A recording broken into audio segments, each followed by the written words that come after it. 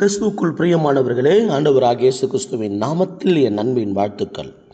ஏசாயா 27 வாசிக்கிறோம், யாக்கோபு வேர் பற்றி இஸ்ரவேல் பூத்து காய்த்து உலகத்தை பல நாள் நிரப்புகிற நாட்கள் வரும் என்று கர்த்தர் சொல்லுகிறார். பாருங்கள், யாக்கோபு இஸ்ரவேல் என்று பெயர் பெற்ற யாக்கோபை பார்த்து தேவன் சொல்லுகிறார். யாக்கோபு என்பதும் ஒருவர்தான், இஸ்ரவேல் என்பதும் ஒருவர்தான். அவரை பார்த்து சொல்லுகிறார், யாக்கோபே நீ வேர் பற்றுவாய், இஸ்ரவேலே நீ பூத்து காய்த்து உலகத்தை பல நாள் நிரப்புகிற நாட்கள் வரும் என்று கர்த்தர் சொல்லுகிறார். பாருங்க, உன் வேர் அசையாது என்று வேதத்தில் நாம் வாசிக்கிறோம். நீதிமானே, உங்கள் வேர் அசையாது. தேவன் உங்கள் வேரை காப்பாற்ற வல்லவராக இருக்கிறார். வேர் காப்பாற்றப்பட்டால் அந்த மரமானது வளர்ந்து அது கனி கொடுக்கத்தக்கதாக இருக்கும் என்று நாம் வேதத்திலே பார்க்கிறோம். தேவ பிள்ளைகளே, நம்மை கனிதரும் திராட்சை கொடியாக, கனிதரும் திராட்சை செடியாக நம்மை தேவன் மாற்ற வல்லவராக இருக்கிறார். ஒரு திராட்சை செடியை பாருங்கள், எவ்வளவு அழகாக இருக்கும். திராட்சை செடி, திராட்சை கொலை அப்படியே மிகவும் அழகாய் அது தொங்குகிறதாக காணப்படும். அதே போல தான் நம்முடைய வாழ்க்கையை கர்த்தர் ஆசீர்வதிக்க வேண்டும் என்று விரும்புகிறார். நம்முடைய வாழ்க்கையை மிக அதிகமாய் ஆசீர்வதிக்க வேண்டும் என்று கர்த்தர் விரும்புகிறார். என்னாகமத்தின் புஸ்தகத்தில் இவ்விதமாய் வாசிக்கிறோம், இஸ்ரவேலரை ஆசீர்வதிப்பதே கர்த்தருக்கு பிரியம் என்பதாக வேதம் சொல்கிறது. நான் இன்று முதல் உங்களை ஆசீர்வதிப்பேன் என்று ஆண்டவர் சொல்லியிருக்கிறார். கர்த்தர் தம்முடைய பிள்ளைகளை ஆசீர்வதிப்பதில் அவர் மிகவும் கரிசனை உள்ளவர்களாக இருக்கிறார். தேவன் தம்முடைய பிள்ளைகளை உயர்த்த வேண்டும். தேவன் தம்முடைய பிள்ளைகளை ஆசீர்வதிக்க வேண்டும். தேவன் தம்முடைய பிள்ளைகளை பலுகி பெருக பண்ண வேண்டும். தேவன் தம்முடைய பிள்ளைகளை விருத்தியடைய செய்ய வேண்டும். தேவன் தம்முடைய பிள்ளைகளை மேன்மைப்படுத்த வேண்டும் என்று சொல்லி கர்த்தர் விரும்புகிறார். அருமையானவர்களே, இன்றைக்கு நம்முடைய வாழ்க்கையிலே தேவன் உயர்த்த நினைத்து விட்டார். நம்முடைய வாழ்க்கையை கர்த்தர் ஆசீர்வதிக்க நினைத்து விட்டார். உங்களுடைய ஆசீர்வாதத்தை ஒருவராலும் தடை பண்ண முடியாது. பாருங்கள், வேதத்தில் அழகாய் சொல்லுகிறது, அவருடைய பலத்த கைக்குள் அடங்கி இருக்கிறவர்களை கர்த்தர் உயர்த்துகிறார் என்று சொல்லி நாம் வேதத்திலே வாசிக்கிறோம். ஏற்ற காலத்திலே தேவன் உங்களை உயர்த்தும்படிக்கு அவருடைய பலத்த கைக்குள் அடங்கி இருங்கள் என்பதாக சொல்லப்பட்டிருக்கிறது. இன்றைக்கு உங்களை கர்த்தர் ஆசீர்வதிக்க நினைத்து விட்டார். ஆடுகளை மேய்த்து கொண்டிருந்த தாவீது என்கிற ஒரு இளைஞன் ஆடுகளுக்கு பின்பாக அலைந்து கொண்டிருந்தார். ஆடுகளை மேய்த்து கொண்டிருந்தார். ஆனால் தாவீதோ கர்த்தரை ஆராதித்து, கர்த்தரை துதித்து அவருடைய நாமத்தை மகிமைப்படுத்தி கொண்டிருந்தார். ஆடுகளுக்கு பின்பாக அலைந்து கொண்டிருந்த தாவீது தேவனை மகிமைப்படுத்துவதிலே, தேவனை துதிப்பதிலே அவர் ஒரு நாளும் விட்டதில்லை. கர்த்தரை நான் எக்காலத்திலும் ஸ்தோத்திரிப்பேன், அவர் துதி எப்பொழுதும் என் நாவில் இருக்கும் என்பதாக தாவீது சொன்னாரே. தேவனை ஆராதித்து கொண்டிருந்த, கர்த்தரை மகிமைப்படுத்தி கொண்டிருந்த தாவீதை கர்த்தர் இந்த தேசத்திற்கு ஒரு தலை சிறந்த ராஜாவாக தேவன் மாற்றினார். 40 ஆண்டு காலங்கள் தாவீதினுடைய வாழ்க்கை அவன் ராஜாவாக காணப்பட்டான். தேவ பிள்ளைகளை சற்று யோசித்து பாருங்க. 2 வருஷம் தாவீது ராஜாவாக இருந்தாருங்க.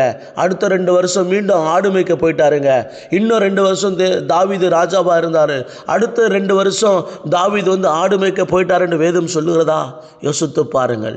என்றைக்கு ஆடுகளுக்கு பின்பாக அலைந்து கொண்டிருந்த தாவீதை ஆடுகளில் மேய்த்து கொண்டிருந்த அவரை ராஜாவாக மாற்றினாரோ, அந்த ராஜாவுடைய ஸ்தானத்தை தாவீது இழந்து போகவே இல்லை. அந்த தாவீது ராஜாவுடைய ஸ்தானத்தை அவர் இழந்து போகவே இல்லை. படிப்படியாக அவர் முன்னேறி கொண்டே போய் 40 வருஷம் அந்த ராஜ சிங்காசனத்தில் அவர் உட்கார்ந்து கொண்டிருந்தார். ராஜா உடுத்திருந்த வஸ்திரத்தை உடுத்திருந்தார். ராஜாவின் பொற்கிரீடத்தை அவர் தரித்திருந்தார். அவர் அந்த ஸ்தானத்தை விட்டு கீழே இறங்கி வரவே இல்லை. தேவனுடைய பிள்ளைகளே, கர்த்தர் உங்களை உயர்த்த நினைத்து விட்டால் அதை ஒருவராலும் தடை பண்ண முடியாது. தாவீதினுடைய ஆசீர்வாதத்தை, தாவீதினுடைய ராஜா ஸ்தானத்தை இழந்து போக பண்ண அவருடைய மாமனார் சவுல் விரோதமாய் எழும்பினார். சவுலால் ஒன்றும் பண்ண முடியல. தாவீதினுடைய உயர்வை, தாவீதினுடைய மேன்மையை, தாவீதினுடைய பெயர் பிரஸ்தாபத்தை இந்த சவுலால் ஒன்றுமே செய்ய முடியல. சவுல் நான்று கொண்டு செத்தானை தவிர தாவீதை ஒன்றும் செய்ய முடியவில்லை. பாருங்கள், தாவீதுடைய குமாரன் அப்சலோம் என்கிற ஒரு மனுஷன் தாவீதுக்கு விரோதமாய் எழும்புகிறார். தன் தகப்பன் ஸ்தானத்தில் நான் ராஜாவாக மாறிவிட வேண்டும் என்று சொல்லி அவன் ஒரு கூட்டத்தை கூட்டிக் கொண்டு தன் தகப்பனை கொலை செய்வதற்கு கூட அவன் துணிகரம் உள்ளவனாக மாறினான். தாவீதுக்கு விரோதமாய் தன்னுடைய பெற்ற மகனே எழுப்பினார். ஒன்றும் செய்ய முடியல. தாவீது மேலே கையை போடவே முடியல. ஆண்டவர் வாக்கு பண்ணியிருக்கிறார், நீ உயிரோடு இருக்கும் நாளளவும் ஒருவனும் உனக்கு முன்பாக எதிர்த்து நிற்பதில்லை. நான் மோசையோடு இருந்தது போல உன்னோடும் இருப்பேன் என்று யோசுவாவுக்கு மாத்திரம் தேவன் வாக்கு தரலைங்க. இந்த வேத புத்தகத்தை பின்பற்றுகிற எல்லாருக்கும் தாங்க அந்த வார்த்தையை தேவன் தந்திருக்கிறார். யோசுவாவுக்கு மட்டும் அந்த வசனத்தை கொடுக்கல. வேத புத்தகத்தை பின்பற்றுகிற தேவனுடைய பிள்ளைகள் அனைவருக்கும் ஆண்டவர் கொடுத்திருக்கிறார். ஒருவனும் உண்மையில கையை போட முடியாது, ஒருவனும் உனக்கு முன்பாக எதிர்த்து நிற்பதில்லை என்பதாக. பாருங்கள், தாவீதுடைய ஆசீர்வாதத்தை தன்னுடைய குமாரனாகிய அப்சலோம், தன்னுடைய குமாரர்கள் அவனுடைய ஆசீர்வாதத்தை பறித்து கொள்ள முடியவே இல்லை. அவர் மரணம் அடைய மட்டும் இஸ்ரவேல் தேசத்தினுடைய ராஜாவாய் அவர் காணப்பட்டாரே. அவர் ராஜாவின் ஸ்தானத்தில் அவர் காணப்பட்டாரே. தேவ பிள்ளைகளே, இன்றைக்கி உங்களுடைய உயர்வை ஒருவராலும் தடை பண்ண முடியாது. உங்களுடைய உயர்வை ஒருவராலும் பறித்து கொள்ள முடியாது. கர்த்தர் உங்களை உயர்த்த ஆரம்பித்து விட்டார். கர்த்தருடைய கரத்தில் உங்கள் உயர்வு இருக்கிறது. வேதம் சொல்லுகிறது, சின்னவன் ஆயிரமும் சிறியவன் பலத்த ஜாதியுமாவான். கர்த்தராகிய நான் இதை ஏற்ற காலத்தில் தீவிரமாய் நடப்பிப்பேன். உங்களை உயர்த்துவதற்கு கர்த்தர் தீவிரமாய் இருக்கிறார். உங்களை ஆசீர்வதிப்பதற்கு கர்த்தர் தீவிரமாய் இருக்கிறார். உங்களுக்கு நன்மை செய்வதில் தேவன் தீவிரமாய் இருக்கிறார். தீவிரமாக தேவன் செயல்படுகிறார். என் பிள்ளையை நான் உயர்த்தியே ஆக வேண்டும், என் பிள்ளையை நான் மேன்மைப்படுத்தியே ஆக வேண்டும், என் பிள்ளையை பல ஜாதி கூட்டத்திற்கு ஒரு தலை சிறந்தவராக மாற்றியே ஆக வேண்டும் என்று தேவன் விரும்புகிறார். கர்த்தர் உங்களை உயர்த்திவிட்டால் அந்த உயர்விலிருந்து மீண்டும் கீழானதை நோக்கி உங்களை வரவிடவே மாட்டாருங்க. வேதம் என்ன தருங்க சொல்லுது? உச்சிதமான கோதுமையினாலும் கண்மலையின் தேனினாலும் உன்னை திருப்தியாக்குவேன்னு சொல்கிறாருங்க. ஒருவேளை நீங்கள் ஆரம்ப காலத்தில் உங்கள் வீட்டில் நீங்கள் படிப்படியாக உங்களை கர்த்தர் முன்னேற்றி கொண்டு வந்திருக்கிறார். ஆரம்ப காலத்தில் ரொம்ப கஷ்டப்பட்டுருப்பீங்க. ஆரம்ப காலத்தில் மிகவும் பின்தங்கின நிலைமையில் இருந்திருப்பீங்க. ஆனால் இப்போ ஆண்டவர் உங்களை மேன்மையாக வைத்திருக்கிறார். மீண்டும் ஆரம்ப காலத்தில் நீங்கள் கஷ்டப்பட்டது போல் கர்த்தர் உங்களை கொண்டு வர மாட்டார். ஆரம்ப காலத்தில் இருந்தது போல் தேவன் உங்களை கொண்டு வர மாட்டார். உங்களுடைய வாழ்க்கையில் நீங்கள் முன்னேறி கொண்டு போய்கொண்டே தான் இருப்பீங்களே தவிர உங்கள் கால் சறுக்காதுங்க. நீங்கள் மீண்டும் சறுக்கி போய் நஷ்டத்துக்கு போக மாட்டீங்க. உங்களை கர்த்தர் இன்னும் லாபம் அடைய செய்வாருங்க. உங்களை கர்த்தர் வாழ்ந்திருக்க பண்ணுவாருங்க. நல்லா இருக்கிற நீங்கள் திரும்பி கீழே நோக்கி போக மாட்டீங்க. தேவன் விட மாட்டாரு. கர்த்தர் உங்களை உயர்த்தி கொண்டே போவார். தாவீது வர வர விருத்தி அடைந்தான். சேனைகளின் கர்த்தர் அவனோடு கூட இருந்தார் என்று சொல்லி படிக்கிறோமே. ஈசாக்கு விதைவித்தான். அந்த தேசத்தில் கர்த்தர் அவனை 30, 60, 100 பலன் கொடுக்கபடி செய்தார். ஒரு காலத்தில் ஈசாக்கு துறவு வெட்டந்தெல்லாம் உண்மைதான். அந்த துறவெல்லாம் மூடி போட்டாங்க. அவன் வாழ்க்கையில் முன்னேறவே முடியல. அவனுடைய முன்னேற்றத்தை ஒரு கூட்டம் தடுத்து கொண்டே இருந்தது. அவனுடைய உயர்வை ஒரு கூட்டம் தடுத்து கொண்டே இருந்தது. ஆனால் இன்னொரு இடத்துல ஒரு துறவை வெட்டினாராம். அந்த துறவுக்கு ஒரு பெயரை வைத்தாராம். என்ன பெயரை வைத்தாராம்? இதற்கு ரெகபோத் என்று அர்த்தமாம். ரெகபோத் என்றால் கர்த்தர் இந்த தேசத்திலே உன்னை பலுகி பெருக பண்ணுவார். கர்த்தர் இந்த தேசத்தில் உனக்கு ஒரு வழியை திறந்து கொடுத்து விட்டார். கர்த்தர் உன்னை விசாலமான இடத்துக்கு கொண்டு போய் விட்டார். இனி உன்னை யாரும் டிஸ்டர்ப் பண்ண முடியாது என்பதாக அதற்கு அர்த்தம் என்று வேதத்தில் வாசிக்கிறோம். உங்களுடைய வாழ்க்கையில் இக்கபோத் அல்லங்க.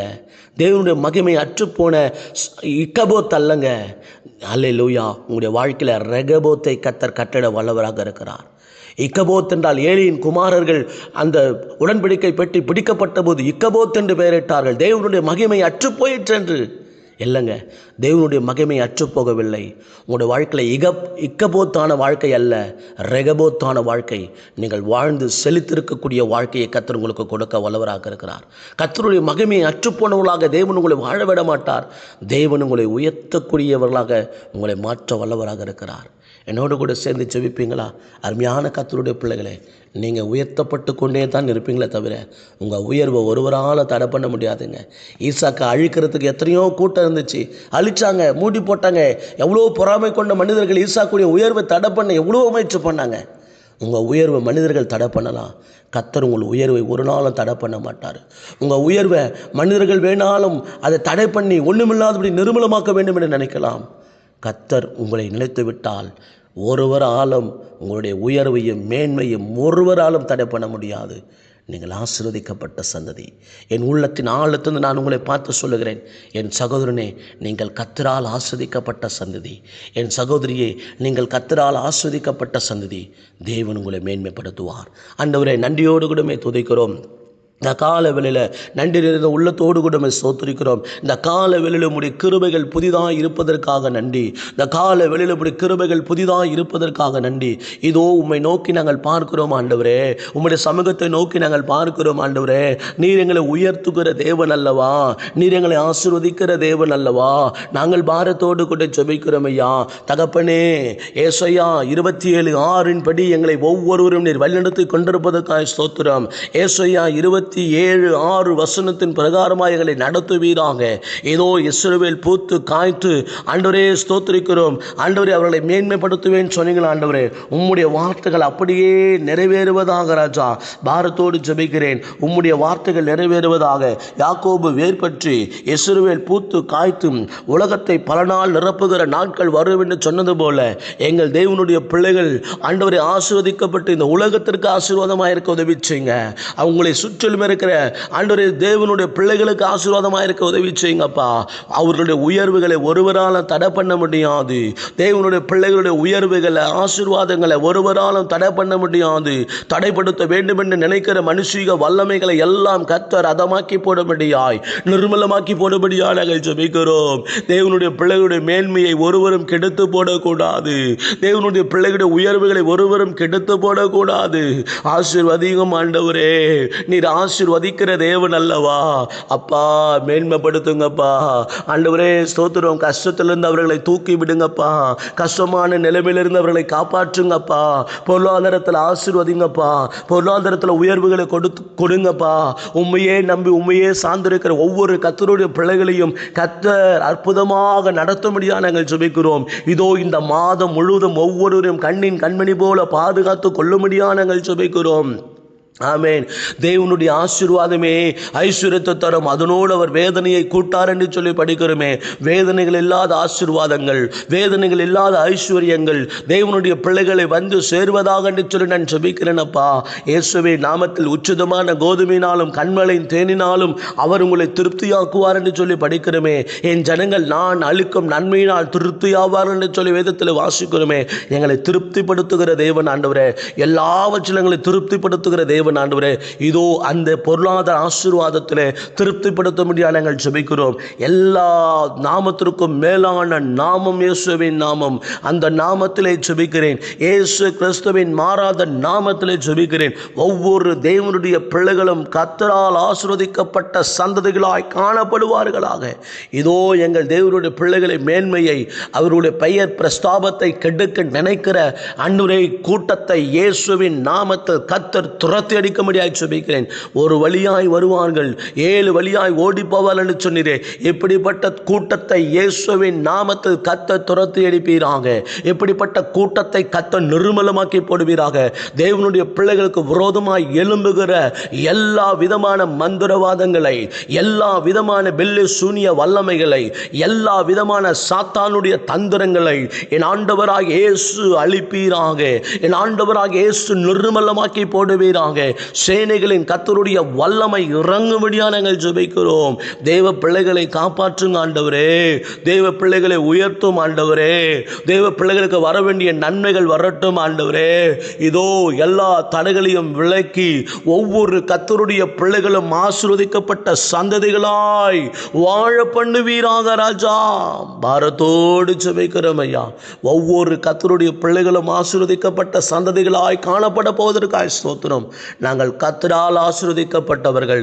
இதோ தேவனால் ஆசீர்வதிக்கப்பட்டவரை உள்ளே வாரும் என்று சொன்னது போல ஒவ்வொரு தேவனுடைய பிள்ளைகளுடைய வாழ்க்கையிலையும் நீர் அப்படியே செய்ய போவதற்காக ஸ்தோத்திரம். ஆண்டவரே, எல்லா தேவைகளையும் சந்தியும் ஆண்டவரே. ஆண்டவரே, நீர் அவர்களை மேன்மைப்படுத்துங்கப்பா. நல்ல வேலை வாய்ப்புகளை கொடுத்து, நல்ல பிஸ்னஸை கொடுத்து எல்லாரையும் பெருக பண்ணும்படியாக நாங்கள் ஜெபிக்கிறோம் தகப்பனே. வாழ்ந்திருக்க பண்ணுவீராக. நல்லா இருக்கணும் ஆண்டவரே. ஒவ்வொருவரும் நல்லா இருக்கணும் ஆண்டவரே. தேவனுடைய பிள்ளைகள் ஒவ்வொருவரும் மேன்மையாக இருக்கணும் இருக்கணும் ஆண்டவரே. அப்பா எங்களுடைய விருப்பங்களை நிறைவேற்றுங்கப்பா. வேலை ஸ்தலத்திலும் இந்த பிள்ளைகள் மேன்மையாக இருக்கணும் ஆண்டவரே. எல்லாவற்றிலும் இந்த பிள்ளைகளுக்கு நல்ல ஈவுகளை கர்த்தர் கொடுக்க முடியாது நாங்கள் ஜெபிக்கிறோம் தகப்பனே. ஆண்டவரே ஆசீர்வதிங்க. நாங்கள் நிர்மலமாகாதிருப்பது உம்முடைய கிருபை, நாங்கள் நிர்மலமாகாதிருப்பது உம்முடைய சுத்த கிருபை. அந்த கிருபையை நீர் எங்கள் மேலே வைத்திருக்கிறீரே நன்றி. ஒவ்வொரு தேவனுடைய பிள்ளைகளும் நசரனாக இயேசுவின் நாமத்திலும் உயர்ந்து கொண்டே போக வேண்டும் ஆண்டவரே. அவர்களை பெருக பண்ணுங்க ராஜா. இயேசுவின் நாமத்தில் ஜெபிக்கிறேன் பிதாவே, ஆமென்.